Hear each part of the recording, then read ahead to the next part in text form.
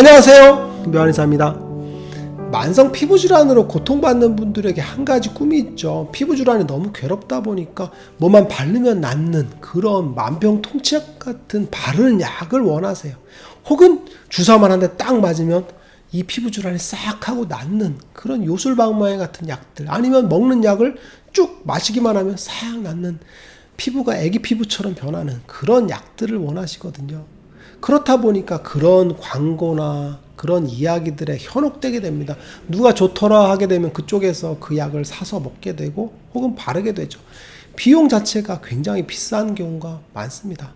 오늘 이 시간에는 이런 만병통치약 같은 약들이 갖고 있는 맹점이 뭔지에 대해서 한번 알아보겠습니다.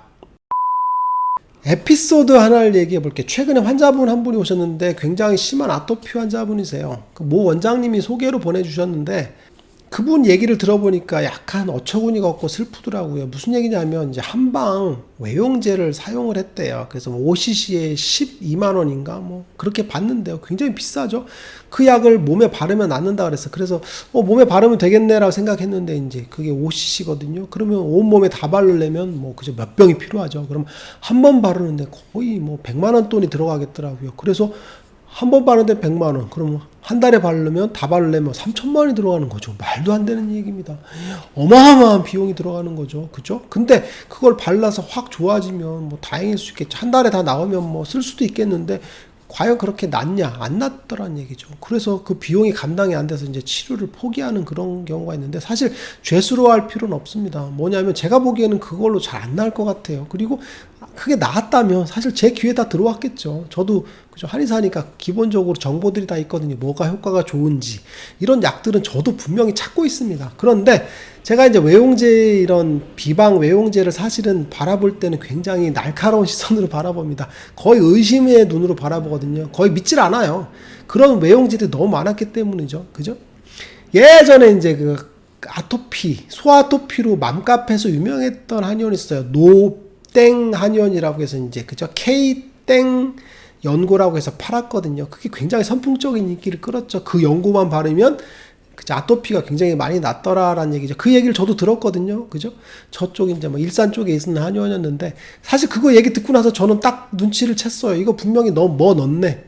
그죠? 스테로이드 넣네라는 생각을 했었거든요. 뭐냐면 사실은 그렇게 빠른 효과를 내는 그런 외용제를 만들기가 사실상 어렵습니다. 그래서 의심을 했거든요. 근데 유명하고 인기를 끄는데 어느 날 그 내부 고발을 통해서 이제 그게 그 외용제에 스테로이드가 들어있다라는 게 밝혀졌죠. 그래서 이제 형사처벌 받고서 이제 한의원을 폐업하게 되는 그런 형태가 있죠. 근데 그런 외용제가 그것만 했었던 게 아니에요. 그죠?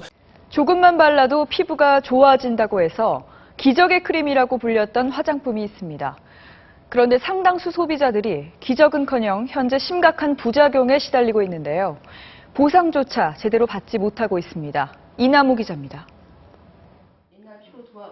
주부 최모 씨는 요즘 외출할 엄두를 내지 못하고 있습니다.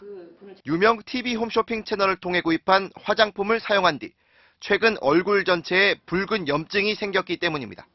화장품 중에서도 스테로이드를 섞어서 쓰면서 굉장히 기적의 화장품으로 팔았던 화장품들이 있었죠. 그죠?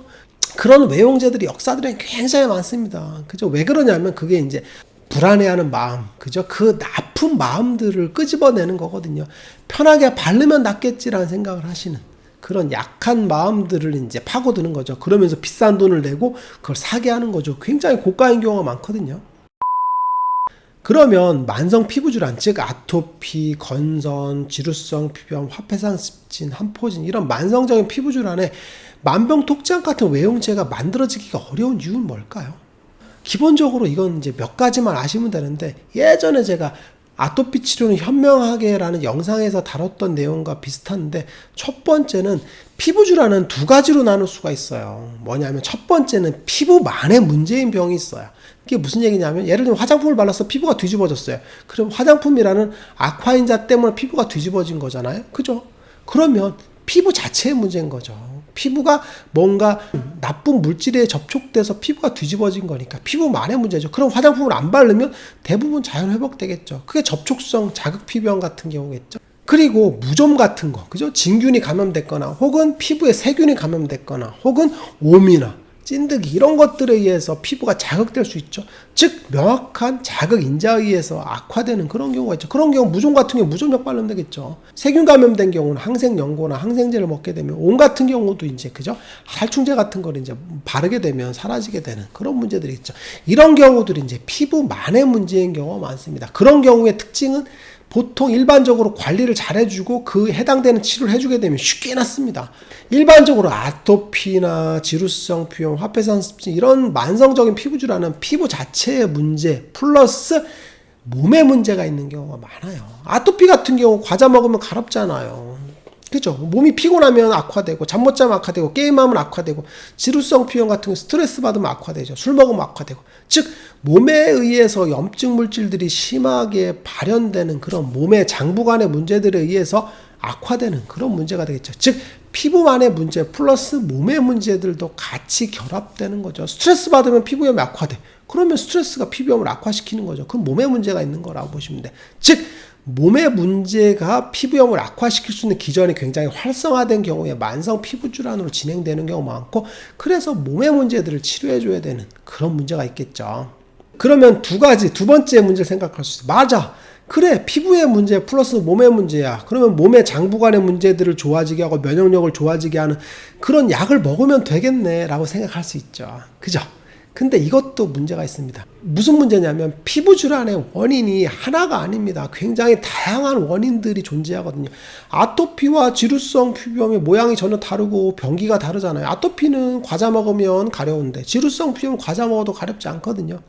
즉 알레르기 문제가 큰 게 아토피 피부염이고 지루성 피부염 열의 문제가 크다라고 보시면 돼요. 화폐상 습진 같은 경우는 진물이 절절잘 흐르면서 가피가 생기면서 낫게 되는데 아토피 피부염 같은 경우는 습진이 줄어들면서 각질이 떨어지면서 낫게 되거든요.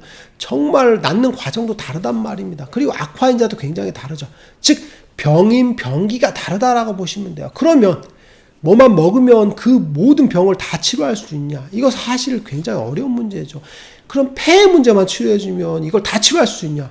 이거 사실 믿기 어렵습니다. 실제로 치료율도 굉장히 낮다라고 보시면 돼요. 그래서 아토피 피부염의 만병통치약, 건선의 만병통치약, 그죠? 지루성 피부염 만병통치약처럼 얘기하지만 실제로 치료율이 굉장히 낮은 경우가 많아요. 왜 그러냐면 그 특징적인 병인 병기를 다 치료해주기가 어렵거든요. 그리고 두 번째 문제는 뭐냐면 우리가 사람은 남녀노소가 존재하죠. 그죠? 연령별로 특징들이 있거든요. 우리가 흔히 아토피를 치료할 때 소아토피와 어른 아토피의 약이 달라요. 뭐냐면 나이에 따라서 병기가 다르거든요.